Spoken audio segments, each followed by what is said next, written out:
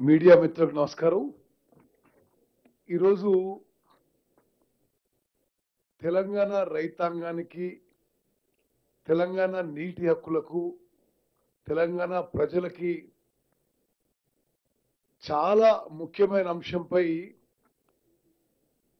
గౌరవ ముఖ్యమంత్రి గారి సలహా మేరకు నేను అఖిలపక్షం తెలంగాణలో ఉన్న అందరూ లోక్సభ, రాజ్యసభ, పార్లమెంట్ సభ్యులతో సమావేశం నిర్వహించి పోలవరం బంకచెర్ల ప్రాజెక్టు స్కీమ్ ఏంటిది, కేంద్ర ప్రభుత్వానికి వాళ్ళు ఏమని అప్లికేషన్ పెట్టుకున్నారు, ఏం ప్రపోజల్ పెట్టుకున్నారు, ప్రీ ఫీజిబిలిటీ రిపోర్ట్ ఏంటిది, దానివల్ల మరి తెలంగాణ రాష్ట్రానికి ఏ విధంగా నష్టం జరగబోతుంది, ఇప్పటి వరకు మేము ఏం చర్యలు తీసుకున్నాం, అదేవిధంగా what is the way forward, ఇవన్నీ అన్ని పార్టీల ఎంపీలతోని మేము చర్చించడం జరిగింది.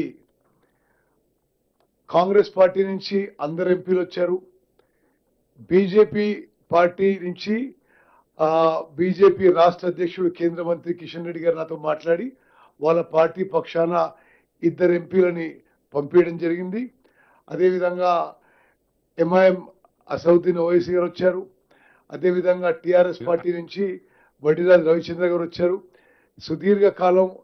సుదీర్ఘ సమయం తీసుకొని ఆ విషయాన్ని అన్ని విషయాలు ప్రస్తావించడం జరిగింది.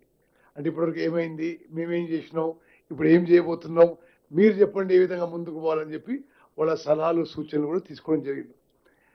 మరి ఇప్పుడు దీని బ్యాక్గ్రౌండ్ ఎందుకు, అసలు గోదావరి జలాలు విషయాలు రాయలసీమ తీసుకోవడానికి ఈ ఆలోచన ఎవరు చేసిండ్రు, దీని వెనక ఏముంది అనే విషయాలు కూడా మరి ఇప్పుడు కొన్ని వీడియోలు, కొన్ని పత్రికల్లో వచ్చిన వార్తల ఆధారంగా మీకు తెలియజేయబోతున్నాం.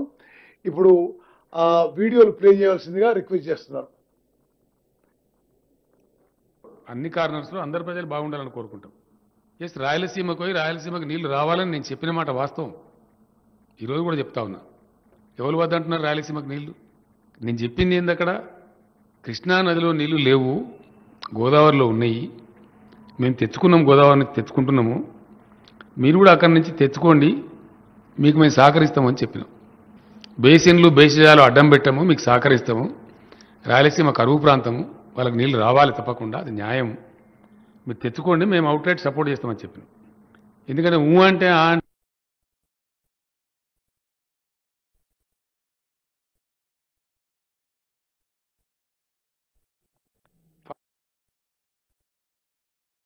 ఫైనల్గా మొన్న ఈ కొత్త ముఖ్యమంత్రి గారు వైఎస్ జగన్మోహన్ రెడ్డి గారు అక్కడ ముఖ్యమంత్రి అయిన తర్వాత సుహృద్భావ వాతావరణం వాళ్ళు అడిగితే వెల్కమ్ అని చెప్పిన. వారు టాక్స్కి వచ్చినారు, చర్చలు జరిగినాయి. నేను నమ్ముతున్నా, నాకు భగవంతుని నమ్మేవాడిని, మంచి ఆలోచన చేస్తే ఫలవంతమవుతుంది అధ్యక్ష. నేను చెప్పినాను, పాత బేసిన్లు లేవు, బేసిజాలు లేవు, మేము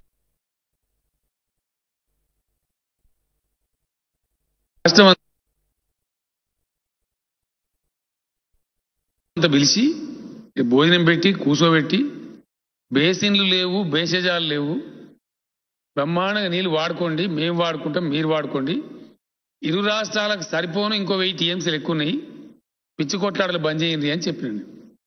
అట్లనే అంతకుముందు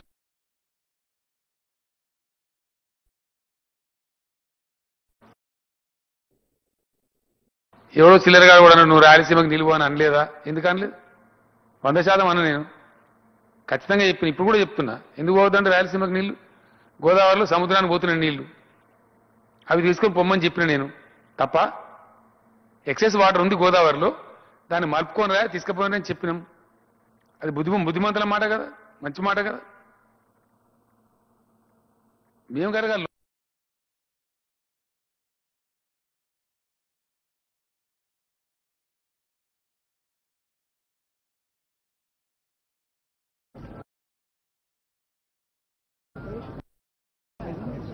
నా డాక్టర్ రోజా గారు మంచి ఆతిథ్యం ఇచ్చారు. అన్నదాత సుఖీభవ.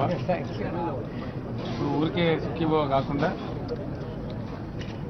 రాయలసీమ ప్రాంతానికి డెఫినెట్గా గోదావరి జలాలు రావాల్సిన అవసరం ఉంది.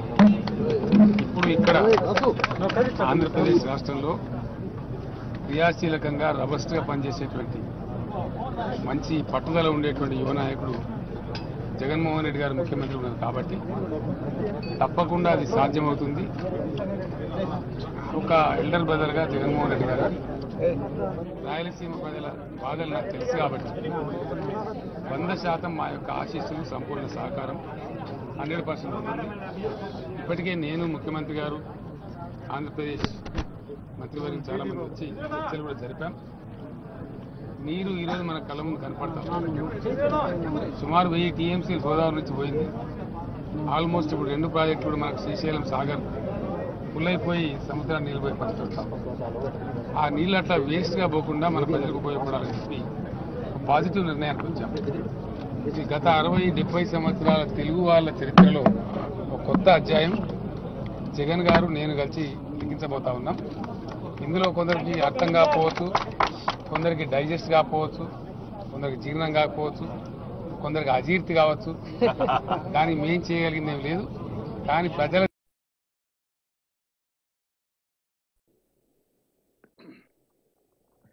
మీడియా మిత్రులకు నమస్కారం. ఈరోజు తెలంగాణ రాష్ట్ర ప్రభుత్వం సాగునీటి పారుదల శాఖ మంత్రులు పెద్దలు ఉత్తమ్ కుమార్ రెడ్డి గారు గోదావరి జలాలకు సంబంధించిన ప్రాజెక్టులు నిర్మాణము, అనుమతులు, వివాదాలు, వాటి రాజకీయ నేపథ్యంలో అఖిలపక్షానికి సంబంధించిన పార్లమెంట్ సభ్యులు, లోక్సభ, రాజ్యసభలో ప్రాతినిధ్యం వహిస్తున్న పార్లమెంట్ సభ్యులను అందరినీ ఆహ్వానించి ఇప్పటి వరకు తెలంగాణ రాష్ట్ర ప్రభుత్వం గోదావరి జలాలలో తెలంగాణ రైతాంగానికి ప్రజలకు జరుగుతున్న నష్టాన్ని, కేంద్రం నుంచి రావాల్సిన అనుమతుల విషయంలో ప్రభుత్వం చేపట్టిన చర్యలను వివరించడమే కాకుండా భవిష్యత్ కార్యాచరణ ప్రణాళిక మీద కూడా ప్రతిపక్షాల సూచనలు అడగడం జరిగింది. ఇందులో రాజకీయ ప్రేరేపితమైన అంశాలు లేవు.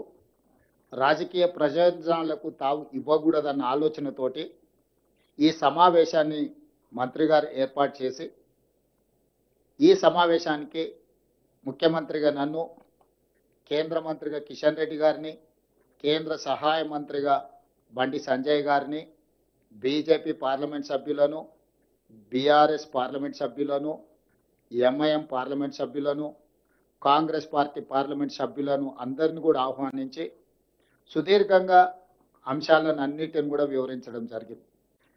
ఈ అంశాలను వివరించిన తర్వాత భవిష్యత్తులో ఏ విధంగా ముందుకు వెళ్ళాలి అనే వివరాలను కూడా మేము చర్చించుకోవడం జరిగింది. అందులో భాగంగా కొన్ని వాస్తవాలను ఈరోజు తెలంగాణ ప్రజల ముందు పెట్టాల్సిన బాధ్యత ముఖ్యమంత్రిగా నా మీద ఉన్నది. ఎందుకంటే ప్రతిపక్ష పార్టీ బాధ్యతాయుతంగా విమర్శనాత్మకమైన వైఖరితో ప్రభుత్వ వైఫల్యాలను విమర్శించినా మాకు అభ్యంతరం లేదు. ప్రధాన ప్రతిపక్ష నాయకుడికి ఆ పార్టీలో సాగునీటి పారుదల శాఖ మంత్రిగా పనిచేసిన వాళ్లకు సుదీర్ఘమైన అనుభవం ఉన్నది అని వాళ్ళు చెప్పుకుంటుంటారు. ఆ అనుభవాన్ని తెలంగాణ ప్రజలకు వినియోగించడానికి వాళ్ళు ముందుకొచ్చిన మాకు అభ్యంతరం లేదు. వారు ఇచ్చిన సూచనలు తీసుకోవడానికి కూడా మాకు ఎలాంటి అభ్యంతరం లేదని వివిధ సందర్భాలలో, అది శాసనసభలో కావచ్చు, బహిరంగ సభలలో నేను మా మంత్రివర్గ సహచరులందరం కూడా వివరించడం జరిగింది. కానీ దురదృష్టవశాత్తు ఏ అంశం వచ్చినా, ఏ విషయ ప్రస్తావన జరిగినా వాళ్లకు రాజకీయ ప్రయోజనము, సంకుచిత స్వభావంతో విమర్శలు చేస్తూ ప్రజల్ని తప్పుదోవ పట్టిస్తూ అంశాలను కప్పిపుచ్చి అబద్ధాలను ప్రచారం చేయడంలో ముందు బాగానే నిలబడి ఈరోజు బీఆర్ఎస్ ప్రయత్నం చేస్తుంది. అఖిలపక్ష సమావేశంలో అన్ని పార్టీలకు జరుగుతున్న పరిణామాలు, ప్రభుత్వం దగ్గర ఉన్న సమాచారాన్ని అంతా వివరించాం. ఇక్కడ ఈ పత్రికా సమావేశంలో ప్రతిపక్ష పార్టీ బీఆర్ఎస్ ఏ విధంగా ప్రజల్ని తప్పుదోవ పట్టిస్తుంది, అధికారంలో ఉన్నప్పుడు ఏ విధంగా మాట్లాడుతుంది, అధికారం దిగిపోయిన తర్వాత ఏ విధంగా మాట్లాడుతుంది, సెంటిమెంటుతోని మళ్ళీ బ్రతకాలి, చనిపోయిన పార్టీని పునరుజ్జీవింపజేసుకోవడానికి శాయశక్తుల ఏ రకంగా అబద్ధ ప్రచారాలతో ముందుకు వెళ్తున్నారో నేను చెప్పదలుచుకున్నాను. దానికి సంబంధించి గోదావరి జలాలు తెలంగాణ రాష్ట్రానికి కృష్ణా నది జలాలు, గోదావరి జలాలే ప్రధానమైన ఆధారం. ఈ రెండు నదీ జలాల వల్ల దాదాపుగా 1 కోటి ఎకరాలు పైగా సాగునీరు అందించి ఈ ప్రాంతాన్ని సస్యశ్యామలం చేయాలన్న ఒక ఆలోచనతోని ఆనాడు కాంగ్రెస్ పార్టీ పండిత్ జవహర్లాల్ నెహ్రూ గారు మొదలుపెట్టిన నాగార్జున సాగర్, శ్రీశైలం, శ్రీరామ్ సాగర్ లాంటి ప్రాజెక్టులు, ఆ తర్వాత రాజశేఖర రెడ్డి గారు ఉన్నప్పుడు కావచ్చు, వివిధ సందర్భాలలో మొదలుపెట్టిన భీమా, నెట్టంపాడు, కోయిల్ సాగరు, కల్వకుర్తి, ఎస్ఎల్బిసి, శ్రీపాద ఎల్లంపల్లి, అదేవిధంగా ఈరోజు సీతారామ పేరు మీద ఇందిరాసాగర్, రాజీవ్ సాగర్, ఇలాంటి ఎన్నో ప్రాజెక్టు ఈ ప్రాంత ప్రజల ప్రయోజనానికి, ముఖ్యంగా రైతాంగాన్ని కాపాడాలి అనంటే, రైతాంగాన్ని కరువు కాటకాల నుంచి బయటకు తీసుకురావాలంటే సాగునీరు ఒక్కటే ఈ ప్రజల్ని కాపాడడానికి ఉపయోగపడుతుంది. తెలంగాణ లైఫ్ లైన్ ఇరిగేషన్ అనే దాన్ని గుర్తించి ఈ ప్రాజెక్టులను కట్టే ప్రయత్నం చేసినాం. కొన్ని పూర్తయినాయి, కొన్ని ఇంకా పనులు సాగుతూ ఉన్నాయి. అయితే ఈ సందర్భంగా 10 సంవత్సరాలు తెలంగాణ రాష్ట్రం వచ్చిన తర్వాత పరిపాలించాం. 10 సంవత్సరాలలో 5 సంవత్సరాలు హరీష్ రావు గారు సాగునీటి పారుదల శాఖ మంత్రి, ఇంకొక 5 సంవత్సరాలు కల్వకుంట్ల చంద్రశేఖరరావు గారు సాగునీటి పారుదల శాఖ మంత్రి. అంటే బీఆర్ఎస్ నాయకులు ఒకే కుటుంబం, ఒకే పార్టీ, వాళ్ళే 10 సంవత్సరాలు ఈ శాఖను నిర్వహించడం జరిగింది. అంటే 10 సంవత్సరాలు ఈ శాఖలను నిర్వహించినప్పుడు సంపూర్ణమైన అవగాహన ఆ పార్టీలో ఎవరికి ఉన్నా లేకపోయినా హరీష్ రావు గారికి, చంద్రశేఖరరావు గారికి ఉండాల్సిన అవసరం ఉందని మేము భావిస్తున్నాం. ఈ సంపూర్ణమైన అవగాహనతోని తెలంగాణ ప్రయోజనాలను కాపాడడానికి ఈ ప్రభుత్వానికి సహకరించిన, సూచనలు చేసిన నిరభ్యంతరంగా ఈ ప్రభుత్వం వాటిని స్వీకరించడానికి సిద్ధంగా ఉంది. కానీ దురుద్దేశంతో బురద చల్లడం ద్వారా ఈ ప్రభుత్వాన్ని దోషిగా నిలబెట్టి రాజకీయ ప్రయోజనాలు పొందాలని ఏదైతే ప్రయత్నం చేస్తుందో, ఆ నేపథ్యంలోనే చాలా సందర్భాలలో రేవంత్ రెడ్డి గారు మాట్లాడట్లేదు. ఎందుకు మౌనంగా ఉన్నాడు? రేవంత్ రెడ్డి గారు ఎందుకు ఈ విషయాలను ప్రశ్నించడం లేదు? ఇట్లా తనదైన శైలిలో వారు మాట్లాడడం మొదలుపెట్టారు. అందుకే ఈరోజు మాట్లాడుతున్న హరీష్ రావు గారు, మాజీ సాగునీటి పారుదల శాఖ మంత్రి గారు, మీరు సాగునీటి పారుదల శాఖ మంత్రిగా ఉన్నప్పుడు, చంద్రశేఖరరావు గారు ముఖ్యమంత్రిగా ఉన్నప్పుడు కేంద్ర ప్రభుత్వం ఏర్పాటు చేసిన అపెక్స్ కౌన్సిల్ సమావేశంలో మీరు పాల్గొని ఏం మాట్లాడినారు, ఏం మీటింగ్ మినిట్స్ రికార్డ్ చేసినారో అక్కడి నుంచి మొదలు పెడతాను నేను.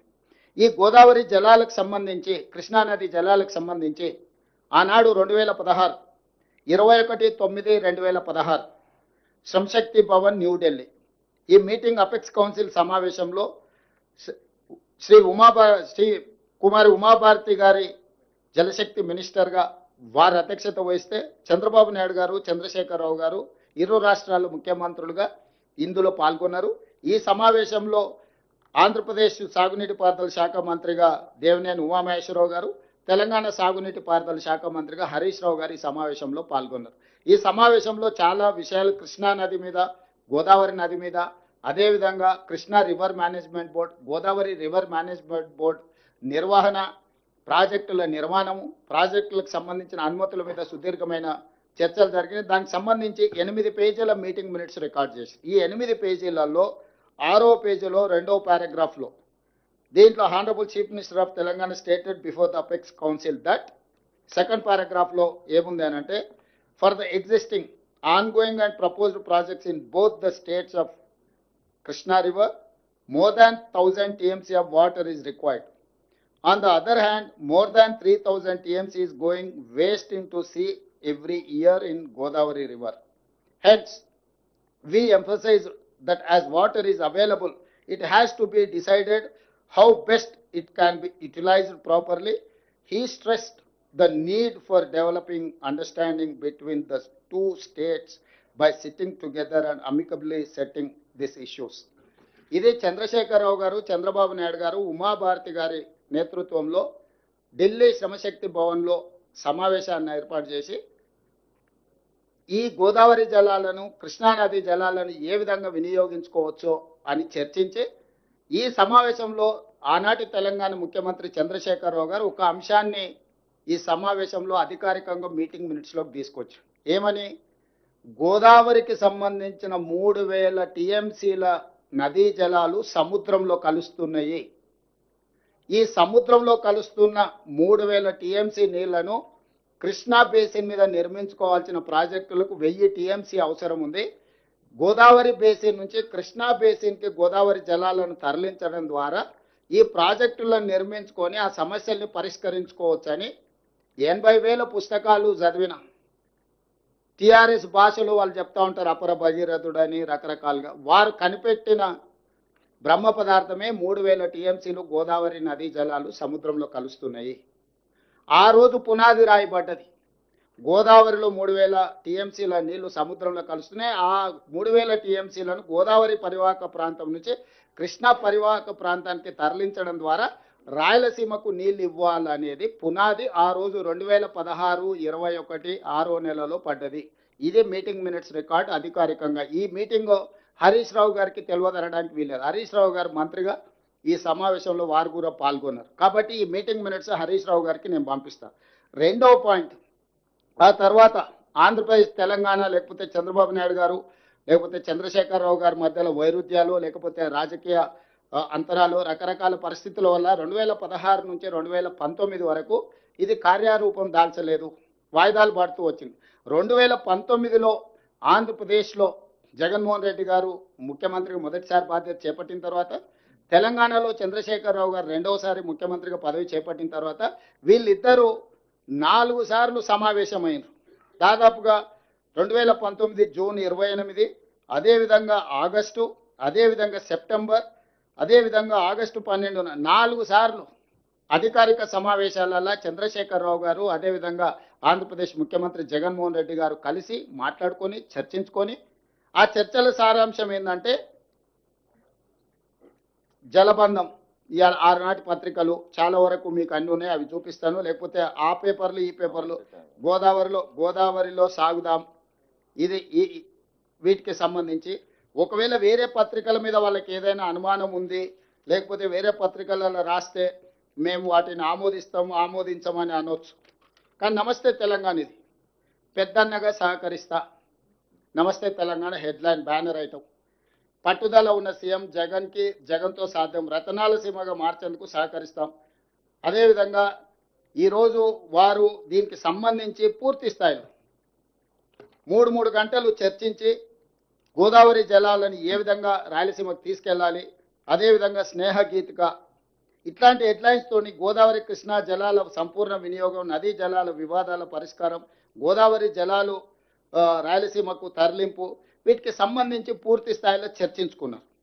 అక్కడ రెండోసారి దీని మీద చర్చ జరిగింది. దీనికి సంబంధించి వీళ్ళిద్దరు చర్చల సారాంశం పత్రికలకు ఆ రాష్ట్రానికి సంబంధించిన తెలంగాణ రాష్ట్రానికి సంబంధించిన మంత్రులు వివరించారు. ఆ మంత్రులు ఎవరు?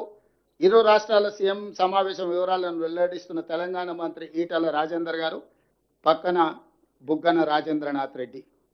ఇచ్చిపుచ్చుకుందాం తెలంగాణ ఏపీ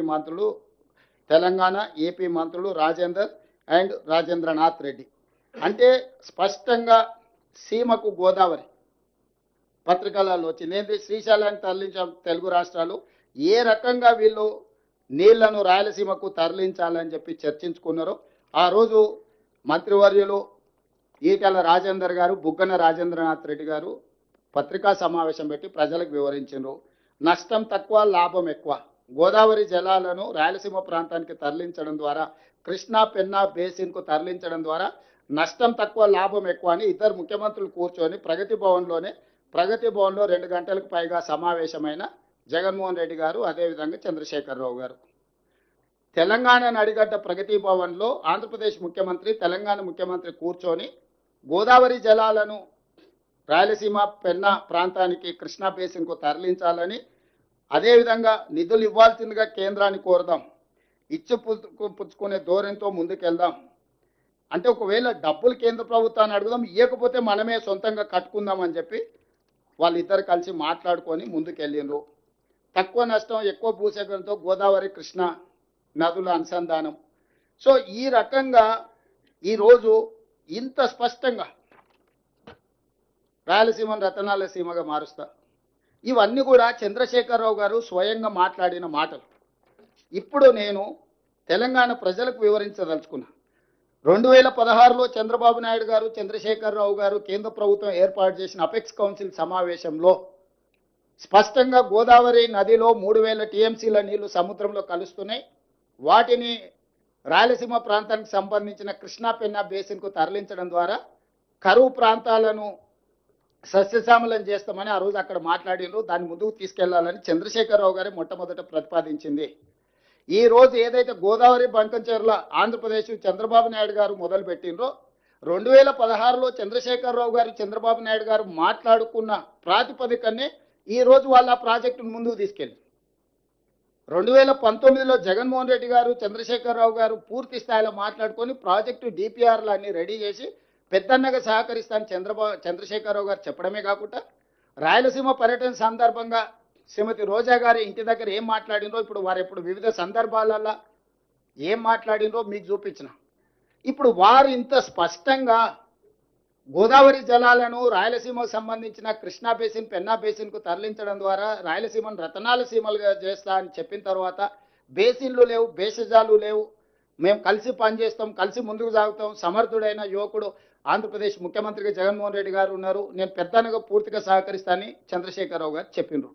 నేను ఇప్పుడు మీడియా మిత్రుల ద్వారా బీఆర్ఎస్ నాయకులను అడుగుతున్నా, చంద్రశేఖరరావు గారిని అడుగుతున్నా, మీరు ఇంత విస్పష్టంగా 2016లో 2019లో వివిధ సందర్భాలలో శాసనసభలో బహిరంగ సభలలో స్పష్టంగా గోదావరి జలాలను రాయలసీమ అదేవిధంగా పెన్నా ప్రాంతానికి తరలించడానికి ఆమోదించి ప్రాజెక్టును ప్రారంభించడానికి అవకాశం కల్పించి ప్రోత్సహించిన మీరు ఈరోజు ఆ ప్రాజెక్టును మొదలు పెడతామని ఆంధ్రప్రదేశ్ చంద్రబాబు నాయుడు గారు అన్న మరుక్షణం నేను పెద్దలు ఉత్తమ్ కుమార్ రెడ్డి గారు ఢిల్లీకి వెళ్ళి జలశక్తి మినిస్టర్ సిఆర్ పాటిల్ గారికి ఫిర్యాదు చేసినాం, ఆర్థిక మంత్రి గారి దృష్టికి తీసుకెళ్లినాం, గోదావరి రివర్ మేనేజ్మెంట్ బోర్డుకు అఫీషియల్గా నేను ఈ మధ్యకాలంలో మన జలసౌదాకు ఉద్యోగస్తులకు వాళ్ళకు నియామక పత్రాలు అందజేసినప్పుడు డైరెక్ట్గా అక్కడికి వెళ్ళి గోదావరి రివర్ మేనేజ్మెంట్ బోర్డు దగ్గర పోయి నేను ముఖ్యమంత్రిగా అదేవిధంగా మా మంత్రి అధికారులను తీసుకెళ్లి గోదావరి రివర్ మేనేజ్మెంట్ బోర్డు అధికారులను కలిసి ఆంధ్రప్రదేశ్ ప్రభుత్వము ఆంధ్రప్రదేశ్ ముఖ్యమంత్రి చంద్రబాబు నాయుడు గారు గోదావరి జలాలను బంకంచెర్ల వరకు తరలించడానికి 200 టీఎంసీల ప్రాజెక్టును ప్రణాళిక చేసిండు. పరోక్షంగా ఇంకొక 100 టీఎంసీలు, ఇది 200 టీఎంసీల ప్రాజెక్టు కాదు, ఇది 300 టీఎంసీల ప్రాజెక్టు. 300 టీఎంసీలకు సివిల్ వర్కులన్నీ కంప్లీట్ చేస్తుండు. పంపులు మాత్రం ఇనీషియల్గా 200 పెడుతుండు, తర్వాత ఇంకొక 100 టీఎంసీలకు కూడా అన్ని రెడీగా చేసుకున్నాడు. అంటే ఎప్పుడైనా పంపులు తీసుకొచ్చి ఫిట్ చేసుకోవచ్చు. సో కాలువలు కానీ లేకపోతే టన్నెల్స్ కానీ లేకపోతే రిజర్వాయర్లు కానీ 300 టీఎంసీలకు సంబంధించిన ప్రణాళికలు సిద్ధం చేసుకొని ఈ వరద జలాలను లిఫ్ట్ చేసే కాడ ఇప్పుడు 200 టీఎంసీలను మాత్రమే లిఫ్ట్ చేయడానికి అవసరమైన పంపు సెట్లు పెట్టుకుంటున్నాడు. ఇది 200 టీఎంసీల ప్రాజెక్టు కాదు, ఇది 300 టీఎంసీల ప్రాజెక్టు. ఆనాడు చంద్రశేఖరరావు గారు 400 టీఎంసీలకు ప్రతిపాదన ఇచ్చిండు. 400 టీఎంసీలు తరలిస్తే 100 రోజుల్లో రోజుకు 4 టీఎంసీలు తరలిస్తే 400 టీఎంసీలు వస్తే 400 టీఎంసీలు వస్తే కృష్ణా బేసిన్లో ఉన్న రాయలసీమకు అదేవిధంగా పెన్నా బేసిన్లో ఉన్న నెల్లూరు ప్రకాశం ప్రాంతాలకు కూడా నీళ్లు తరలించవచ్చు, ఆ ప్రాంతం బాగుపడుతుంది, పంటలు పండుతాయని చంద్రశేఖరరావు గారు వారికి సూచన చేసిండు. ఏ కారణాల చేతనో చంద్రబాబు నాయుడు గారు మొదటి విడతగా 200 టీఎంసీలు, మళ్ళీ విడతగా 300 టీఎంసీలు, ఇంకొక 100 టీఎంసీలు కూడా ఈ విధంగానే ఊరుకుంటే మళ్ళొకసారి చంద్రశేఖరరావు గారు వారికి ఇక కానివ్వండి అని చెప్పిండు అంటే 400 తీసుకుపోయినా ఆశ్చర్యం లేదు.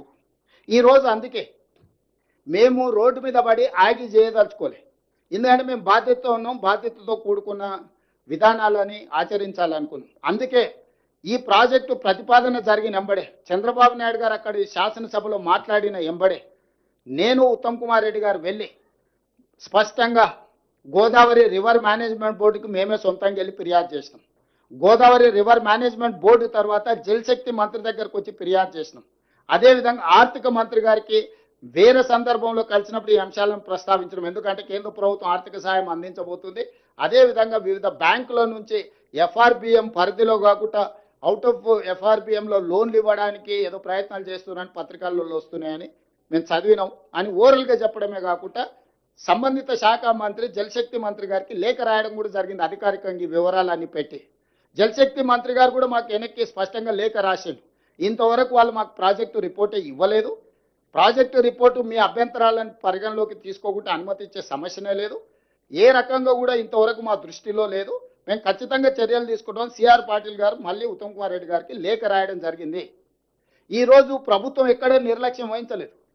ప్రభుత్వము రాజ్యాంగబద్ధ సంస్థలు కేంద్ర ప్రభుత్వానికి అన్ని రకాలుగా ఫిర్యాదులు చేయడం, అధికారికంగా లేఖలు చేయడం, కలవడము, పోవడము, రావడము, అన్ని విషయాలను క్షుణ్ణంగా బాధ్యతాయుతంగా మేము ముందుకు తీసుకువెళ్తున్నాము.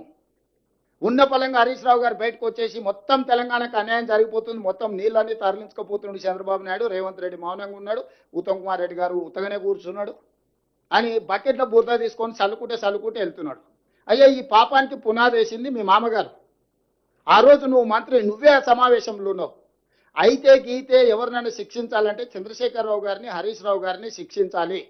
ఒకవేళ గోదావరి బేసిన్లో తెలంగాణ ప్రాజెక్టులకు అన్యాయం జరిగి తెలంగాణ ప్రాజెక్టులకు ఒకవేళ తీరని ఏదైనా ద్రోహం జరిగితే ఉరిదీయాల్సింది చంద్రశేఖరరావును, హరీష్ రావునే.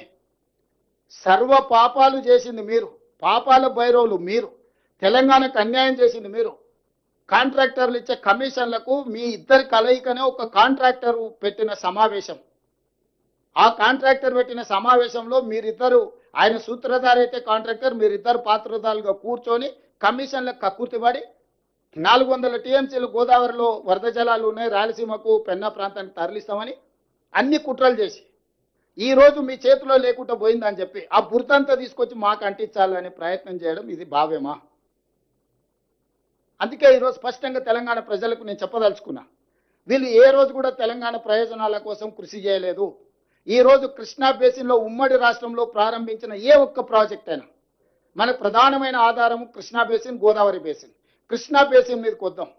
ఉమ్మడి రాష్ట్రంలో సాగునీటి ప్రాజెక్టులో తెలంగాణ ప్రాంతానికి అన్యాయం జరుగుతుంది కాబట్టి నీళ్లు, నిధులు, నియామకాలనే నినాదంతో రాజకీయ పార్టీని మీరు ముందుకు తెచ్చుకొని అధికారంలోకి వచ్చి ఆ నీళ్లకు సంబంధించి కృష్ణా బేసిన్ మీద ఉమ్మడి రాష్ట్రంలో మొదలుపెట్టిన ఒక్క ప్రాజెక్ట్ అయినా పూర్తి చేసిండ్రా చంద్రశేఖరరావు గారు? ఇప్పటి వరకు 2 లక్షల కోట్ల రూపాయలు కేవలం సాగునీటి ప్రాజెక్టులకు కాంట్రాక్టర్లకు బిల్లులు చెల్లించారు. పాలమూరు జిల్లాలో మొదలైన ఏ ప్రాజెక్ట్ అయినా భీమా, నెట్టంపాడు, కోయిల్ సాగర్, కల్వకుర్తి, పాలమూరు రంగారెడ్డి ఎత్తిపోతల, నల్గొండలో ఎస్ఎల్బిసి, అదేవిధంగా ఇంకా మిగతా ప్రాజెక్టులు ఆ నుంచి ముందుకు వెళ్తే ఖమ్మం జిల్లాలో ఉన్న ఇందిరాసాగర్, లేకపోతే రాజీవ్ సాగర్ లాంటి ప్రాజెక్టులు, గోదావరి బేసిన్లో మొదలుపెట్టిన ప్రాణహిత చేవెళ్ళ కావచ్చు, ఇతర ప్రాజెక్టులు కావచ్చు, దేవాదులు కావచ్చు, సమ్మక్క సారలక్క కావచ్చు, ఏ ఒక్క ప్రాజెక్ట్ అయినా ఈ 10 సంవత్సరాలలో మీరు పూర్తి చేసిండ్రా?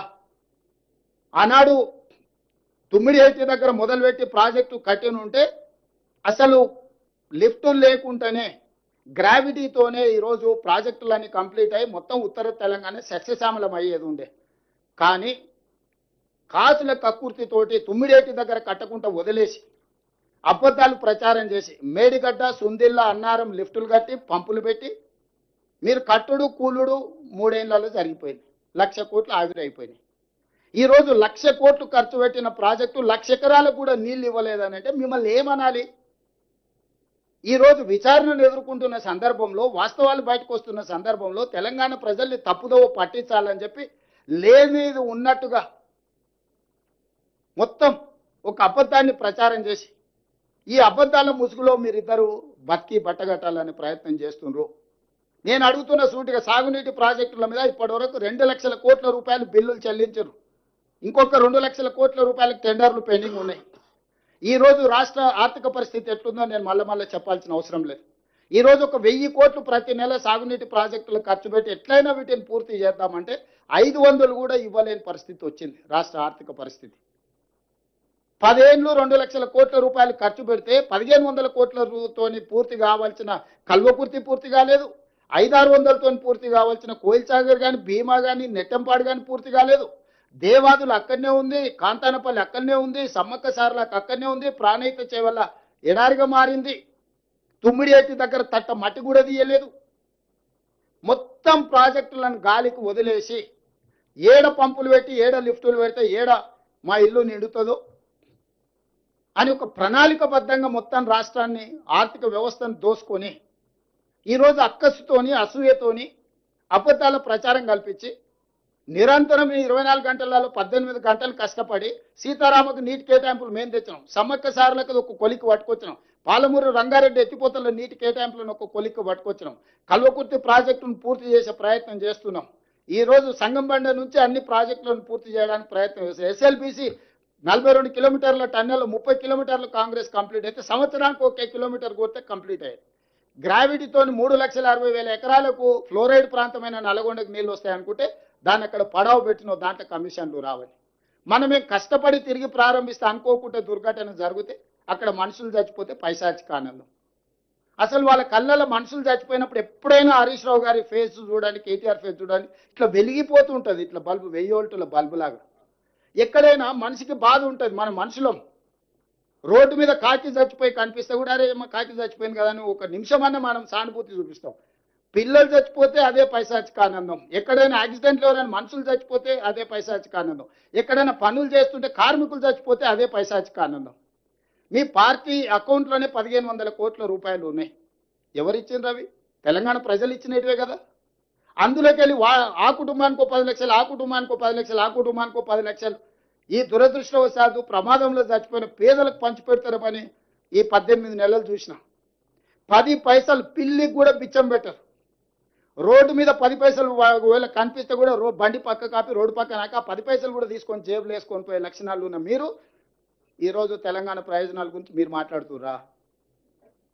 ఈరోజు మాకు బాధ్యత లేదన్నట్టుగా మమ్మల్ని ఏదో బద్నాం చేయాలనే చిల్లర ప్రయత్నం. హరీష్ రావు గారు చిల్లర ప్రయత్నాలు మానేసేయి. చిన్నపిల్లగాని కాదు, నువ్వు 10 సంవత్సరాలు మంత్రిగా పనిచేసినావు, ఉమ్మడి రాష్ట్రంలో మంత్రిగా పనిచేసినావు, వయసు మీద పడ్డది, జుట్టు తెల్లబడ్డది, కొంచెం హుందాగా వ్యవహరించు.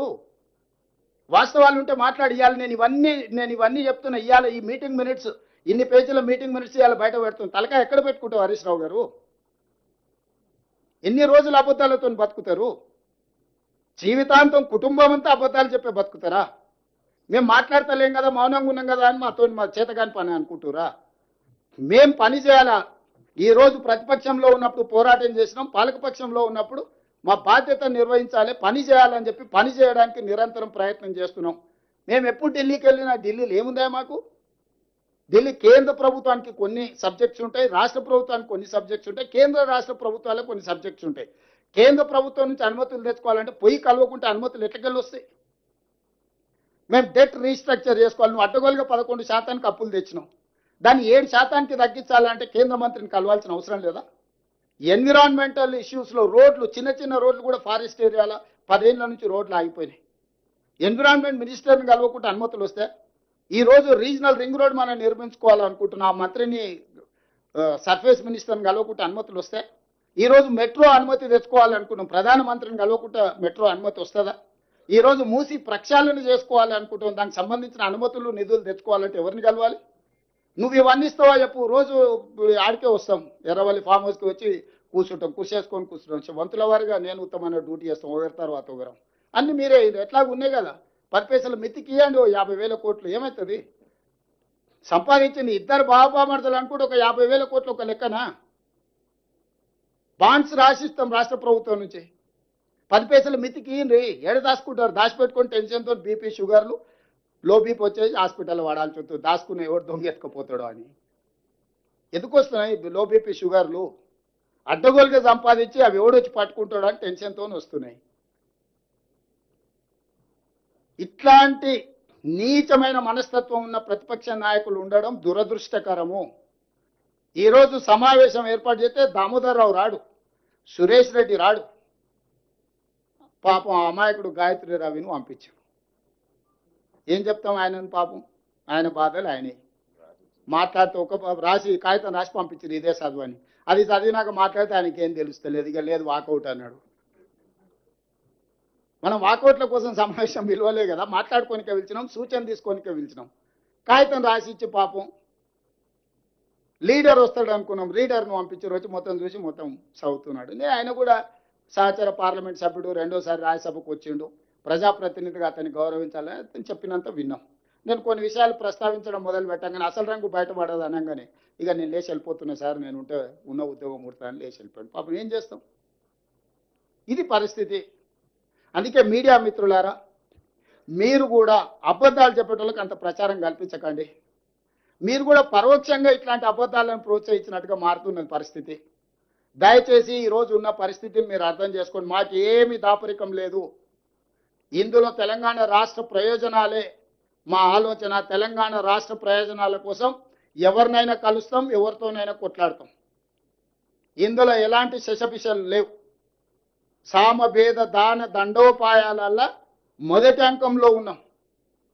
గోదావరి రివర్ మేనేజ్మెంట్ బోర్డుని కలిసి ఫిర్యాదు చేసినాం, జలశక్తి మినిస్టర్ గారిని కలిసి ఫిర్యాదు చేసినాం, ఎన్విరాన్మెంట్ మినిస్టర్కు లెటర్ రాసినాం, ఫినాన్స్ మినిస్టర్కు లెటర్ రాసినాం. రేపు అవసరమైతే ప్రధానమంత్రిని కలుస్తాం, అందరినీ కలుస్తాం. ఈ అందరినీ కలిసిన తర్వాత కూడా తెలంగాణ ప్రజలకు న్యాయం జరగకపోతే న్యాయస్థానాలు ఉండనే ఉన్నాయి. ముందే డైరెక్ట్గా న్యాయస్థానానికి పోతే న్యాయస్థానం అంటే సంబంధిత సంస్థలకు మీరు ఫిర్యాదు చేసిందా అంటే చేయలేదంటే ఏమంటారు? మీరు సంబంధిత సంస్థలకు ఫిర్యాదు చేయకుండా వాళ్ళకి చర్యలు తీసుకునే అవకాశం ఇవ్వకుండా మీ సమస్య ఏందో వాళ్ళకి వివరించకుండా కోర్టుకి ఎందుకు వచ్చినా మళ్ళీ ఆడికెళ్ళని పంపిస్తారు. ఇది ఏమంటారు ఫండమెంటల్స్. నువ్వు అప్రాపరేట్ ఫోరంలో ఫిర్యాదులు చేసి నీ బాధ చెప్పుకోకుండా నువ్వు అంశాలను వివరించకుండా కోర్టు దగ్గరికి వెళ్తే కోర్టు వినదు. తిరిగి మళ్ళీ వాళ్ళ దగ్గరికి వెళ్ళి ఫిర్యాదు చేయి. నీ ఫిర్యాదు మీద వాళ్ళు చర్యలు తీసుకున్నప్పుడు నీకు ఏదైనా బాధ ఉంటే నువ్వు అప్పుడు కోర్టుకు రా అని చెప్తారు.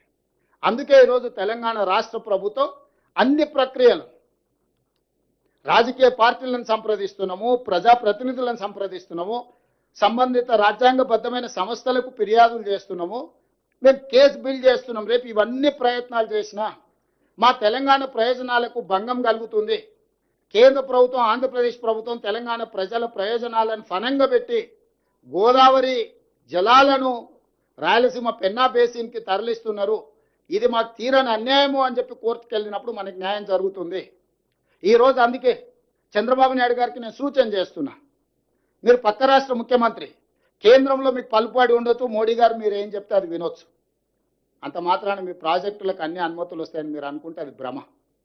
అట్లాంటి వాటికి అవకాశం లేదు. తెలంగాణ రాష్ట్ర ప్రజలకు ప్రయోజనాలు కాపాడుకోవడానికి అవసరమైన ప్రణాళిక, వ్యూహరచన స్పష్టంగా ఉన్నది. మేము ఈరోజు వివిధ రాజ్యాంగబద్ధమైన సంస్థలకు మేము ఫిర్యాదులు చేస్తున్నాము.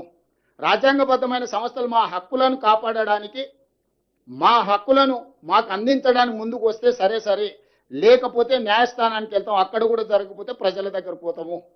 అంతిమ నిర్ణేతలు ప్రజల దగ్గర కూడా వెళ్తాము. ఈరోజు నేను వారికి రెండో సూచన చేస్తున్నా. ఈరోజు 3000 టీఎంసీల మిగులు జలాలు గోదావరిలో ఉన్నాయి అని మీరు నమ్మితే, చంద్రశేఖరరావు చెప్పిండని కాదు, చంద్రబాబు నాయుడు గారు నమ్మినప్పుడు గోదావరి బేసిన్ మీద తెలంగాణకు 968 టీఎంసీల నీటి కేటాయింపులు ఉన్నాయి. 518 టీఎంసీలు ఆంధ్రప్రదేశ్కు ఉంటే 968 టీఎంసీలు తెలంగాణకు అలొకేషన్ ఉన్నది ఉమ్మడి రాష్ట్రంలోనే. మా 968 టీఎంసీల వరకు తెలంగాణ ప్రాజెక్టులకు బ్లాంకెట్గా మీరు ఎన్ఓసి ఇవ్వండి. మా తెలంగాణ ప్రాజెక్టులకు 968 టీఎంసీలకు వాడుకోవడానికి సంపూర్ణమైన అనుమతులు వచ్చిన తర్వాత మేము ఆ ప్రాజెక్టులు కట్టుకున్నాక ఇంకా నీళ్లు కిందికి పోతే అది వరద. పైన మా సమ్మక్క సారక్కకు అడ్డం పెడతారు, మా సీతారామకు అడ్డం పెడతారు, మా కాళేశ్వరంకి అడ్డం పెడతారు. గోదావరి బేసిన్ మీద మేము కట్టుకునే ప్రతి ప్రాజెక్టుకు ఆంధ్రప్రదేశ్ అభ్యంతరం పెట్టి ఆ ప్రాజెక్టుల అనుమతులు రాకుండా ఆలస్యం చేసి ఇగో మిగులు జలాలు ఉన్నాయన్నాడు. మిగులు జలాలు ఎట్లున్నాయి? కేసీఆర్ దరిద్రం వల్ల, ఆకలి వల్ల, కేసీఆర్ తెలంగాణకు చేసిన ద్రోహం వల్ల నీళ్లు నీకు వరదొస్తున్నాయి. ఏందయా ద్రోహం? మేడిగడ్డ కూలిపోయింది, సుందీలు అక్కడికి రాలే. ఇక అన్నారం గురించి నేను చెప్పాల్సిన పని లేదు. అవే చక్కగా ఉంటే ఆ నీళ్లు మేము ఎత్తిపోసుకుని ఉంటే నీకు వస్తుండేనో రాకుంటుండేనో లెక్క తెలుస్తుండే. ఇవాళ వాళ్ళ ధనదాహం వల్ల, వాళ్ళ దోపిడీ వల్ల మేడిగడ్డ కుప్పగూలింది. ఏమవుతుందా, ఒకటి పిల్లర్ గుంగిపోతే ఏమవుతుంది, ప్రాజెక్ట్ అంత ఉంది కదా అంటారు. హరీష్ రావు గారు, నీ గుండెకాయ ఊడవిక్తే నీకు తెలుస్తా, మొత్తం బాడెంత 6 అడుగులు ఉన్న గుండె తీసి పక్కకు పెట్టు, నువ్వు ఉంటావో లేదో చూద్దాం.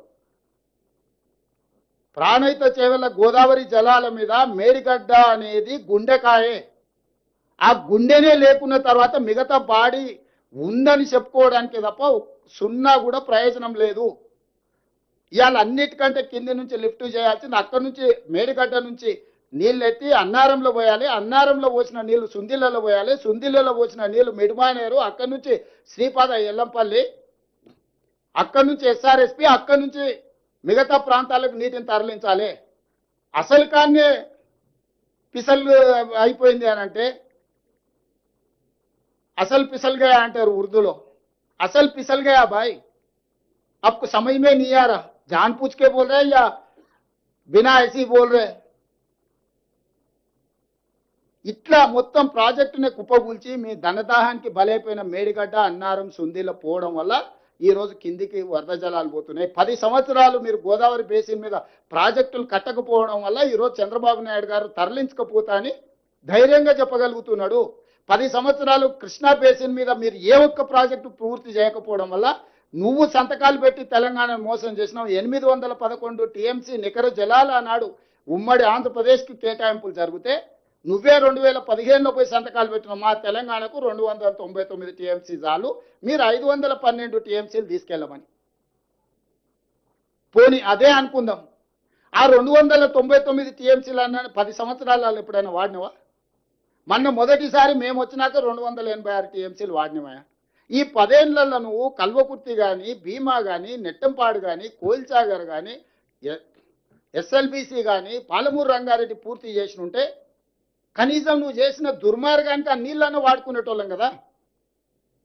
ఈరోజు ప్రతి సంవత్సరం 700 పైన టీఎంసీలు ఆంధ్రప్రదేశ్ తరలించకపోతుందనంటే 10 సంవత్సరాలు చంద్రశేఖరరావు గారు, హరీష్ గారు తెలంగాణకు చేసిన ద్రోహం, దక్షిణ తెలంగాణని ఎడారిగా మార్చి మీరు ఈరోజు నీళ్లు వినియోగించుకోకుండా ప్రాజెక్టులు పూర్తి చేయకుండా వదిలేయడం వల్ల ఆ కృష్ణానది జలాలు కూడా రాయలసీమ లిఫ్ట్, ముచ్చమర్రి, పోతిరెడ్డిపాడు 44,000 క్యూసెక్స్ నుంచి 80,000 క్యూసెక్లు, ఇవాళ శ్రీశైలం బ్యాక్ వాటర్స్ నుంచి రోజుకు 10 టీఎంసీలు తరలించుకోవడానికి ప్రాజెక్టులు కట్టారు. 10 ఏళ్లలో ఇద్దరు పల్లికలు ఇచ్చుకుంటూ కూర్చున్నారు. మొత్తం కలిపితే కల్వకుర్తి, రంగారెడ్డి ఏ ప్రాజెక్టు కలిపినా 2 టీఎంసీలు కూడా మనం లిఫ్ట్ చేసుకోలేకపోతున్నాం. ఇది తెలంగాణ దీనమైన పరిస్థితి. ఆనాడు పాలమూరు రంగారెడ్డి ఎత్తిపోతలు జూరాల నుంచి తీసుకుందామని అంటే ఎవడా మీకు చెప్పినాడు, జూరాల నుంచి చిన్నారెడ్డి నీకు తలకాయ లేదు, తల ఆడబెట్టుకుంటాం అని చిన్నారెడ్డిని తిట్టి అడిగిపోయాడు. జూరాల అనేది హెడ్, కృష్ణానది జలాలు మొట్టమొదట అలంపూరు జూరాల దగ్గర ఎంటర్ అయినట్టే తెలంగాణకు తీసుకుంటే శ్రీశైలంలో బ్యాక్ వాటర్స్లో పోతిరెడ్డిపాడో లేకపోతే రాయలసీమనో ముచ్చమర్రో తీసుకోవడానికి అవకాశమే లేకపోతుండే. ఈరోజు జూరాలలో ఎంటర్ అయిన కర్ణాటక నుంచి వచ్చిన నీళ్లు అలా తిరిగి రాయలసీమకు పోయి మళ్ళీ తెలంగాణకు వస్తున్నాయి. అక్కడికి పోగానే వెనకటికి నంద్యాల ఘాట్లో దారి దోపిడీ చేస్తాం, లారీల లోడ్ పోతూనే ఉంటుంది, లారీ చిన్న పోతూనే ఉంటాయి, పైనుంచి సంచులు మాయమైతేనే ఉంటాయి. ఇవాళ రాయలసీమ లిఫ్ట్, పోతిరెడ్డిపాడు, ఇవాళ ముచ్చమర్రి ఆ ప్రాంతానికి పోయిన నీళ్ళు అక్కడికక్కడనే మాయమైపోతున్నాయి. ఎక్కడ పోయినా తెల్లారిలో చూసే వరకాలు ఏమి కనిపిస్తలేవు. రాత్రి చూస్తే శ్రీశైలం నిండుకుంటుంది, తెల్లారి వరకాల కాలి కుండలాగా కనిపిస్తుంది. దీనికి కారణం పోతిరెడ్డిపాడు కదా, నువ్వు చేసిన కుంపటి కదా. రాయలసీమ లిఫ్ట్ నీ ఇంట్లోనే జీవో తయారైంది కదా. ముచ్చమర్రి చంద్రబాబు నాయుడు కడుతుంటే మూసుకొని కూర్చున్నది నువ్వే కదా. ఏదన్నా మేము వచ్చినాక ప్రారంభించిన ప్రాజెక్టు ఉందా? ఈరోజు ఇటు కృష్ణా బేసిన్, కృష్ణా మొత్తం కొలగొట్టిరు వాళ్ళు, అదే ఊపు మీద గోదావరి బేసిన్కి వచ్చింది. ఈ 10 ఏళ్ళు నువ్వే కదా ఉన్నది. ఈ 10 ఏళ్లలోనే కదా ఈ దుర్మార్గం జరిగింది. ఉమ్మడి రాష్ట్రంలో అన్నో సమైక్య పాలకులు మనకు అన్యాయం చేసిరని ఓకే, 10 ఏళ్లలో మీరేం చేసిండ్రు? ఇలా ప్రాజెక్టులు పూర్తి చేయడానికి ఖర్చు పెడదామంటే నిధులు లేవు, నీళ్ళు ఆగుతలేవు, అవి కిందికి పోతూనే ఉన్నాయి. ఇగో కింద నీళ్లు ఉన్నాయి కదా నేను ఎత్తుకపోతానే ఆయన తయారైండు. సరిగ్గా చూడు, రేపు పొద్దుగాల చంద్రబాబు నాయుడు గారు ఈ మీటింగ్ మినిట్స్ తీసుకొస్తాడు. వాళ్ళు వీళ్ళు కాదు, చంద్రశేఖరరావు గారు చెప్పారు 3,000 టీఎంసీలు సముద్రంలోకి పోతున్నాయి, తెలంగాణ వాళ్ళకి ఏ నష్టం ఉందా, సముద్రంలో నేను కొన్ని తీసుకొని బాగుపడతా అంటే మీకేం కష్టం వచ్చింది, మా చంద్రశేఖరరావు మంచోడే కానీ రేవంత్ రెడ్డి ఏంది ఇట్లా చెప్తున్నాడు అని ఆయన తయారవుతాడు. అందుకే మీడియా మిత్రులారా, ఈరోజు స్పష్టంగా రాజకీయాలకు అతీతంగా మనందరం ఒక దగ్గర కూర్చొని చర్చించుకొని ముందుకు వెళ్ళాలి. ఈరోజు కేంద్ర ప్రభుత్వం మీద ఒత్తిడి తీసుకురావాలి. మోడీ గారికి చంద్రబాబు నాయుడు గారు అవసరం ఉంది, చంద్రబాబు నాయుడు గారికి గోదావరి జలాల అవసరం ఉంది. ఇది భగవంతుడికి భక్తుడికి అనుసంధానం, అంబికా దర్బార్ భర్త అన్నట్టుగా ఉన్నది. వాళ్ళిద్దరి మధ్యలో అధికారం, నీళ్లు పంపకాలు చేసుకుంటే అధికారం నీకు నీళ్లు నాకని. అందుకే ఈరోజు అన్ని వ్యవస్థల దగ్గరికి మేము వెళ్తున్నాము. నాకు ఉత్తమ్ కుమార్ రెడ్డి గారికి ఎలాంటి భేషజాలు లేవు. అందరినీ కలుస్తాం, అందరితో మాట్లాడతాం, సమస్యకు పరిష్కారం కనుగొనడానికి చూస్తాం. కాకపోతే లీగల్ ఫైట్ ఎట్లా చేయాలి, పొలిటికల్ ఫైట్ ఎట్లా చేయాలి, టెక్నికల్గా ఎట్లా ఫైట్ చేయాలో ఫైట్ చేస్తాం. చివరిగా చంద్రబాబు నాయుడు గారికి నా సూచన ఒక్కటే, ఇది మనం గ్యాప్ పెంచుకోవడం, దూరం పెంచుకోవడం ద్వారా పరిష్కారం కాదు. మీరు ఢిల్లీలో మోడీ గారిని ఒత్తిడి తెచ్చి అనుమతి తెచ్చుకోవడం వల్ల ఇవి పూర్తి కావు. కాబట్టి మా తెలంగాణ ప్రాజెక్టులో గోదావరి బేసిన్ మీద 968 టీఎంసీలు, కృష్ణా బేసిన్లో పరివాహక ప్రాంతం ప్రకారం మాకు ఒక 555 టీఎంసీల నీళ్ళు వస్తాయి. దాని బేసిస్ మీద మేము కొన్ని ప్రాజెక్టులు కట్టుకుంటాం. ఈ రెండింటికి మీరు క్లియర్గా అనుమతి ఇవ్వండి. ఆ తర్వాత ఎన్ని సముద్రంలో పోయే నీళ్ళు మీరు ఎన్ని తీసుకుపోయినా మాకు అభ్యంతరం లేదు. 3000 మీరు ఎన్నైనా తీసుకెళ్ళండి. ఓ 1000 టీఎంసీలు దాదాపుగా గోదావరి మీద, ఒక 500 టీఎంసీలు కృష్ణా బేసిన్ మీద మా ప్రాజెక్టులకు మీరు ఎన్ఓసి ఇవ్వండి. ఈ 2 ఎన్ఓసీలు ఇచ్చిన తర్వాత మేము మీ ప్రాజెక్టులకు ఎలాంటి అభ్యంతరం పెట్టము. మా తెలంగాణకు 1500 టీఎంసీలు వస్తే 1,50,00,000 ఎకరాలకు మేము నీళ్లు అందించుకోగలుగుతాం. మా తెలంగాణలో పంటలు పండించుకుంటాం.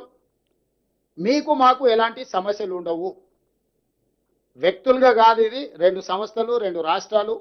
ఈ రాష్ట్రాల ప్రజల ప్రయోజనానికి కృష్ణా బేసిన్ మీద ఒక 500 టీఎంసీలు, గోదావరి బేసిన్ మీద దాదాపు ఒక 1000 టీఎంసీలకు మీరు బ్లాంకెట్ ఎన్ఓసి ఇవ్వండి. ఆ తర్వాత మీరు ఏ ప్రాజెక్టులైనా కట్టుకోండి, మాకు అభ్యంతరం లేదు. కేంద్ర ప్రభుత్వానికి కూడా మా విజ్ఞప్తి ఇదే, శశపిషలు లేవు. కిషన్ రెడ్డి గారు, కేటీఆర్ గారు ఒత్తిడితోటి నువ్వు ఎన్నిసార్లు తప్పించుకుంటావో నీ ఇష్టం. తెలంగాణ ప్రజలు నిశ్చితంగా గమనిస్తారు. రేపు సిఆర్ పాటిల్ దగ్గరికి వెళ్ళడానికి మాకు టైం ఉంది. కిషన్ రెడ్డి గారిని రిక్వెస్ట్ చేసినాం, ఢిల్లీలోనే ఉంటారు కాబట్టి మీరు కూడా మాతో పాటు రండి. సిఆర్ పాటిల్ దగ్గరికి వెళ్ళి తెలంగాణ ప్రజల ప్రయోజనాల గురించి మాట్లాడుతామని మా మంత్రి గారు ఆల్రెడీ విజ్ఞప్తి చేసిండ్రు. వారిని కూడా మాతో కలిసి రావాల్సిందిగా, తెలంగాణ ప్రయోజనాల కోసం పాటుపడాల్సిందిగా విజ్ఞప్తి చేస్తున్నా.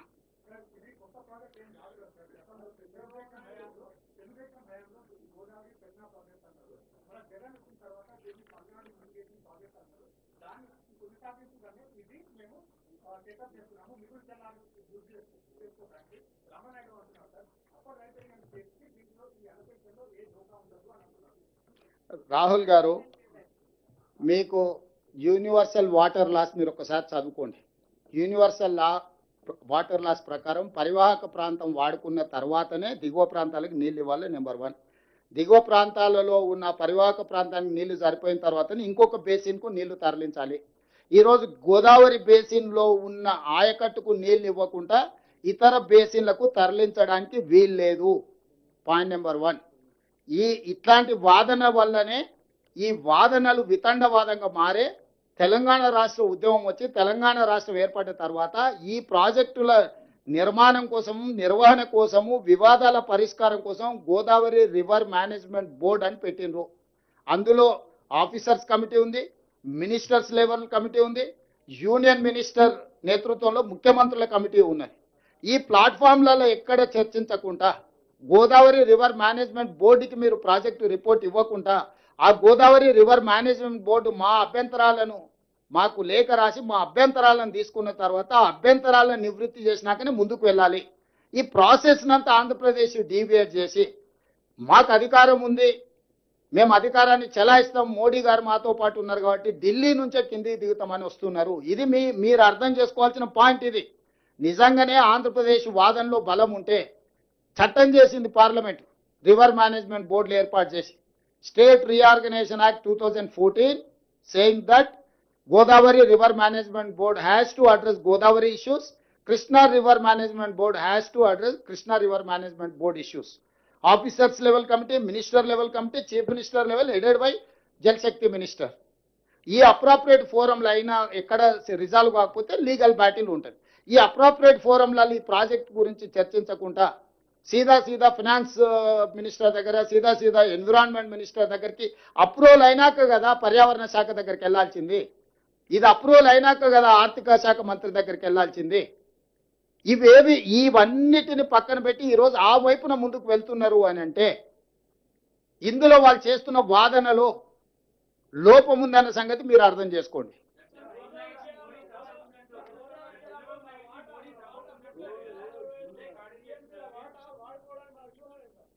ఏంది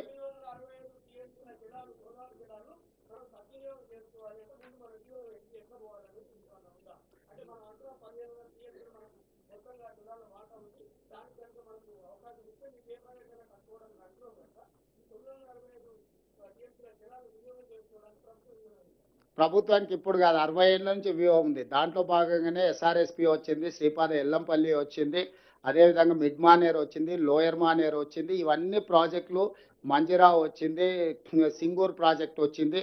ఇవన్నీ ప్రాజెక్టులు కట్టింది తుమ్మిడిఎట్టి దగ్గర కట్టి ప్రాణహిత వరకు, తాండూరు వరకు 160 టీఎంసీలను తరలించాలని చెప్పి గోదావరి బేసిన్ మీద కూడా మేము ప్రాజెక్టులు తెచ్చినాం. గందరగోళం ఎక్కడొచ్చిందంటే రీడిజైనింగ్ పేరు మీద 2 లక్షల కోట్లు కొల్లగొట్టి నమస్తే తెలంగాణ అని పత్రిక పెట్టిరు చూడు, గక్కడి నుంచే సమస్య వచ్చింది. టీ న్యూస్ నమస్తే తెలంగాణ ఈ రాష్ట్రానికి పట్టిన చీడ పీడ.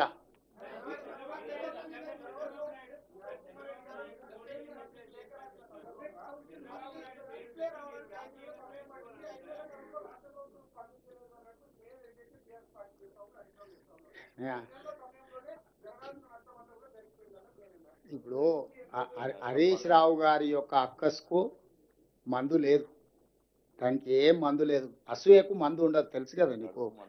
కడుపు మంటకు కూడా మందు ఉంటుంది, కానీ అసూయకు మందు ఉండదు. అది అసూయ. అరే ఇది కూడా మేమే ఉంటే మేమే టెండర్లు పిలిస్తే ఆ కమిషన్లు మాకు వచ్చేటివి, ఇప్పుడు అవతలోళ్ళు పిలుచుకుంటారు అదెక్కడ బాయను ఇదెక్కడ బాయను అనే అసూయ. 5 నెలల నుంచి కంటిన్యూస్గా మేము రిప్రజెంట్ చేయబట్టే ఈరోజు కేంద్ర ప్రభుత్వం వెనక ముందు ఆలోచన చేస్తుంది.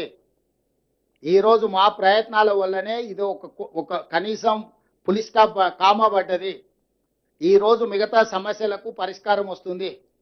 10 ఏళ్ళు మీరేం చేసిండ్రని నేను అడుగుతున్నా. 10 ఏళ్ళు నీ ప్రాజెక్టుల అనుమతులు ఎందుకు తెచ్చుకోలేదు? వాళ్ళు కట్టేది ఆపే సంగతి తీసిపెట్టు. 10 సంవత్సరాలలో నువ్వు కట్టడానికి టెండర్లు పిలిచిన 1,50,000 కోట్ల కాళేశ్వరానికి అనుమతులు ఎన్ని తెచ్చినావు? 60,000 కోట్లతో మించిన పాలమూరు రంగారెడ్డి ఎత్తిపోతలకి ఎన్ని అనుమతులు తెచ్చినావు? 5 ఏళ్ళు హరీష్ రావు గారు సాగునీటి పారుదల మంత్రిగా ఉన్నారు, 5 ఏళ్ళు చంద్రశేఖరరావు గారు ఉన్నారు. వాళ్ళిద్దరు కట్టింది కూలింది గది ఒక్కటే, అంతకుమించి ఇంకేందని ఉందా నువ్వు చూపి. మల్లన్న సాగర్లో నుంచి నీళ్ళు ఎట్లా తీసుకుంటారు? మల్లన్న సాగర్కి ఎక్కడి నుంచి నీళ్ళు వస్తాయని అడుగుతాడు. అసలు ఆయన తెలివితేటలు అన్నీ కూడా తిప్పి నాకే చూపిస్తున్నాడు. ఈవెన్ గజ్వేల్కి ఇచ్చిన మిషన్ కాకతీయ అదేంది మిషన్ భగీరథలు ఇచ్చిన నీళ్లు కూడా శ్రీపాద ఎల్లంపల్లి నుంచి హైదరాబాద్కి మేము నీళ్లు తెస్తే మధ్యలో బొక్క కొట్టి ఆ నీళ్లు తీసుకొని పోయి గజ్వేల్కు తాగనికే నీళ్ళు ఇచ్చింది. ఈ రోజుకి అదే పైప్ లైన్ ఉంది, అది తీసుకుపోయి చూపిస్తాపా. మోడీని కూడా మోసం చేసింది, తీసుకొచ్చి మిషన్ భగీరథలో భాగంగా నీళ్లు ఇస్తున్నామని. ఎక్కడవా నీళ్లు? గోదావరి జలాలు 2011లో మొదలుపెట్టిన గోదావరి జలాలు 2015లో పూర్తయిన తర్వాత ఆ గోదావరి జలాల నుంచి పైప్ లైన్కు మధ్యలో పొక్క కొట్టి తీసుకొని పోయి గజ్వేల్కు తాగనికే నీళ్ళు ఇచ్చిండు. ఇది నిజమా అబద్ధమా నిజ నిర్ధారణ కమిటీ చేద్దాం. హరీష్ రావు గారిని కూడా రమ్మనుండ్రి, అధికారులను తీసుకొని పోదాం, మొత్తం చూపిస్తా నేను.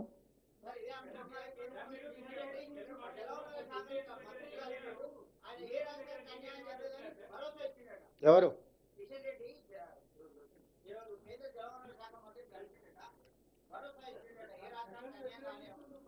ఇప్పుడు నేనేమంటున్నా అంటే భరోసా ఇచ్చిండని కిషన్ రెడ్డి గారు చెప్తే సరిపోదు. కిషన్ రెడ్డి గారిని నమ్మే పరిస్థితి లేదు.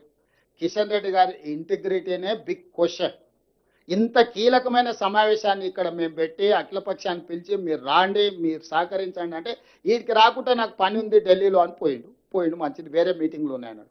వేరే మీటింగ్లు ఉన్నాయన్న రేపు పొద్దుగాల మేము జలశక్తి మినిస్టర్ని కలిసి ఉంది మాతో కలిసి అంటే ముందుగాలనే పోయి ఆయనకు వాళ్ళు ఏమొచ్చినా వాళ్ళకి ఏం మాట ఇయ్యకు, ఇది కట్టుకొని చంద్రబాబు నాయుడు కట్టం పోతే నా మంత్రి పదవి అవుతాయి. ఎందుకంటే ఇప్పుడు మోడీ గారు చంద్రబాబు నాయుడు మద్దతు ఉపసంహరించుకుంటే మోడీ ఉండడు, మోడీ దిగిపోతే కిషన్ రెడ్డికి ఉద్యోగం ఉండదు. Simple formula. కేటీఆర్ గారు చెప్పుంటారు, అరే నువ్వు పోయి చెప్పిరాపో లేకపోతే లేదో పరిష్కరించేటట్టు ఉన్నారని. ఇప్పుడు కిషన్ రెడ్డి గారికి ఇక్కడ తెలంగాణ రాష్ట్రానికి రావడానికి పోవడానికి 2 గంటలు ఫ్లైట్లో ఇక్కడికి రావచ్చు, 4 గంటలకు మీటింగ్ అడ్రస్ చేయొచ్చు, మళ్ళీ 6 గంటలకు ఢిల్లీకి వెళ్ళిపోవచ్చు. ఇది చేయలే, పోనీ ఇవాళ బిజీగా ఉన్నాడు. బిజీగా ఉంటే జలశక్తి మంత్రిని కలవడానికి సమయం ఎట్లా దొరికింది? ఆయన వీడికి మీటింగ్ ఎందుకు ఎగ్గొట్టిడు? నాకు వేరే మీటింగ్లు ఉన్నాయి ఢిల్లీలో, ప్రీఆక్యుపైడ్ బిజినెస్లో ఉన్నా నేను, ఐ కెనాట్ కమ్ అన్నాడు. Okay fine. కేంద్ర మంత్రి నిజంగానే ముందస్తుగా మేము 4 రోజుల ముందు చెప్పినాం, 4 నెలల ముందు చెప్పేది ఉండేనేమో తెలియదు. వారు వేరే కార్యక్రమాలలో వారు బిజీగా ఉన్నారంటే అర్థం చేసుకుంటా. మరి ఏ రకంగా జలశక్తి మినిస్టర్ దగ్గరికి పోయిండు, సమయం ఎట్లా తీసిండు? దీన్ని బట్టి ఆయన చిత్తశుద్ధి ఏంది? ఆయన పోయి లోపల సీక్రెట్గా ఏం చెప్పిండు ఎవరు చెప్పాలా? ఏం మాతో పాటు వస్తే ఆయన కిరీటం పోతుందా? ఏం పోతుంది? ఇప్పుడు మేము రేపు పొద్దున్నే వస్తున్నాం కదా, ఒక్క రాత్రే కదా, ఈ ఒక్క రాత్రినే మొత్తం కొంపలని కూలిపోతుండేనా? రేపు పొద్దుగాల మాతో పాటు వచ్చి కూర్చొని బలంగా బలగుద్ది కిషన్ రెడ్డి వాదించుంటే మేమే బయటకు వచ్చి అరే కిషన్ రెడ్డి గారు అద్భుతంగా తెలంగాణ కోసం కొట్లాడిన ఆయన మేమే చెప్తాం కదా. ఎందుకు మాకంటే ఒక రోజు ముందు పోయి సీక్రెట్గా జలశక్తి మంత్రిని కిషన్ రెడ్డి గారు కలిసిండ్రు? దీని రహస్యం ఏంది? దీన్ని బట్టి ఇప్పుడు హరీష్ ఏమో అబద్ధాలు చెప్తాడు, కిషన్ రెడ్డి ఏమో పరోక్షంగా సహకరిస్తాడు. పార్లమెంట్ ఎన్నికలలో వీళ్ళు అవయదానం చేసి వాళ్ళకి 8 సీట్లు ఇచ్చారు. ఇప్పుడు వాళ్ళ సావు బతుకుల మధ్యలో ఉన్నారు. వాళ్ళని బతికించడానికి తెలంగాణ సెంటిమెంట్ నీళ్ళ సెంటిమెంట్ వాళ్ళ చేతి కాగితం ఇవ్వాలని కిషన్ రెడ్డి అన్ని రకాలుగా తెలంగాణకు ద్రోహం చేస్తున్నాడు. ఇప్పుడు వీళ్ళు అవయదానం లేకపోతే వాళ్ళు 8 సీట్లు ఎన్నికలు వస్తాయి? ఆ అవధానం చేసి వాళ్ళని బతికించినందుకు ఆయన తిరిగి రుణం చెల్లించుకోవాలని ఈ నీళ్ళ సెంటిమెంట్ను రగల్చి వాళ్ళని బతికించాలనే ప్రయత్నం చేస్తుండు. కానీ నిజాలు అనేటివి ఉన్నాయి కదా, నిజాలు నిప్పులు లాంటివి. అందుకే ఇప్పుడు అన్ని తీసుకొచ్చి మీకు చూపించిన మీటింగ్ మినిట్స్ కాదంటాడా? కాదని మనూరి వారు క్లియర్గా సహకరిస్తాము. రాష్ట్ర ప్రయోజనాలకు మేము కట్టుబడి ఉంటాము. మీరు ఎక్కడికి రమ్మన్నా వస్తాము, మేము ఎక్కడికి తీసుకెళ్లాలన్నా తీసుకెళ్తామని సమావేశానికి వచ్చిన డికే అరుణ గారు, రఘునందన్ రావు గారు స్పష్టంగా రాష్ట్ర ప్రభుత్వ వాదనతోని ఏకీభవించారు. భవిష్యత్ కార్యాచరణలో సహకరిస్తామన్నారు. ఎక్కడికి కావాలన్నా తెలంగాణ ప్రయోజనాల కోసం మేము కట్టుబడి ఉంటాం, మేము ప్రయత్నం చేస్తాం స్పష్టంగా చెప్పారు. వాళ్ళ మాటల్లో మాకు చిత్తశుద్ధి స్పష్టంగా కనిపించింది.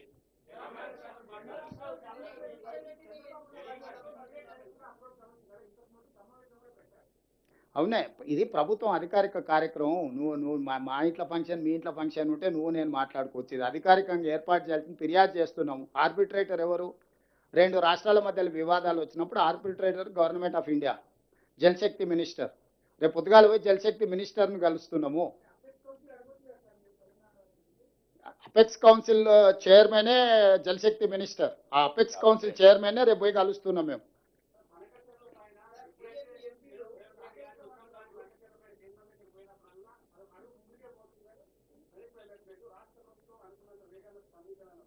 ఎవరంటారు? ఇక ఆయన తప్ప ఇంకెవడని ఉన్నాడా? నేను అదే చెప్తున్నా, అన్ని అబద్ధాలు. ఇప్పుడు అదే చెప్తున్నా. ఇప్పుడు నేను చెప్పేది అది. కేవలం అబద్ధాలతో బతకాలని చూస్తున్నారు. పిల్ల చేష్టలు అంటారు కదా, నీకు తెలుసు కదా.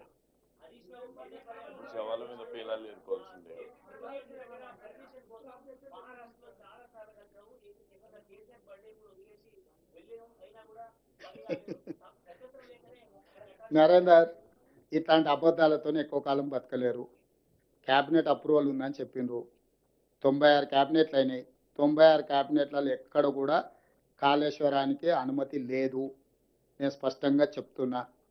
కాళేశ్వరంలో కట్టిన ప్రాజెక్టుల యొక్క అంచనాలు పెంచడానికి క్యాబినెట్కి వచ్చింది తప్ప అక్కడి నుంచి ఇక్కడికి తరలించాలనేది ఏ రోజు క్యాబినెట్లో చర్చ జరగలేదు. దానికి సంబంధించిన పూర్తి వివరాలు, డాక్యుమెంట్లు ఉన్నాయి. ఇప్పుడు నేను చీఫ్ మినిస్టర్ ఏది మాట్లాడినా కమిషన్కి ప్రభావితం చేస్తుందని కోర్టులో పోయి ఒక తొండివాదం చేసి ఏదైనా కోర్టు రిలీఫ్ తెచ్చుకోవడానికి చిల్లర ప్రయత్నం చేస్తారని నేను వివరాలు చెప్తలేను. నేను అన్నీ మాకు ఎట్లాగో ఇప్పుడు లేఖ రాసిండ్రు. 30 తారీఖు లోపల కమిషన్కి పూర్తి వివరాలతో కూడుకున్న నివేదిక మా సాగునీటి పారుదల శాఖ సబ్మిట్ చేస్తుంది. కాళేశ్వరం కమిషన్ మాకు లేఖ రాసింది. ఎప్పుడు ఈటెల రాజేందర్, హరీష్ రావు, చంద్రశేఖరరావు గారు కమిషన్ ముందల హాజరయ్యి ఈ ప్రాజెక్టులకు క్యాబినెట్ అనుమతి ఉంది అని వాళ్ళు చెప్పిండ్రు. దీనికి సంబంధించిన వివరాలు మీ దగ్గర ఏమైనా ఉంటే కమిషన్కు సబ్మిట్ చేయండి అని చెప్పి మాకు లేఖ రాసింది. దాని నేపథ్యంలో 30 తారీఖు లోపల పూర్తి వివరాలతో కూడుకున్న అన్ని ఆధారాలను కమిషన్కు అందజేయడం జరుగుతుంది. వాళ్ళు చెబుతున్న అబద్ధాలు కమిషన్ ముందల తేటతెల్లం చేస్తాము. ఇంకా అబద్ధాలు చెప్పి బుకాయించి ఇంకేదో కాలం గడపాలను, లేకపోతే కమిషన్ విచారణ నుంచి తప్పించుకోవాలని వాళ్ళు ప్రయత్నం చేస్తే అట్లాంటి పప్పులు ఏమీ ఉడకవు. ఎవరు ఏదైనా చేసుకునే దుంకమను బెస్ట్, పోతే లాభం. చల్, థ్యాంక్ యూ.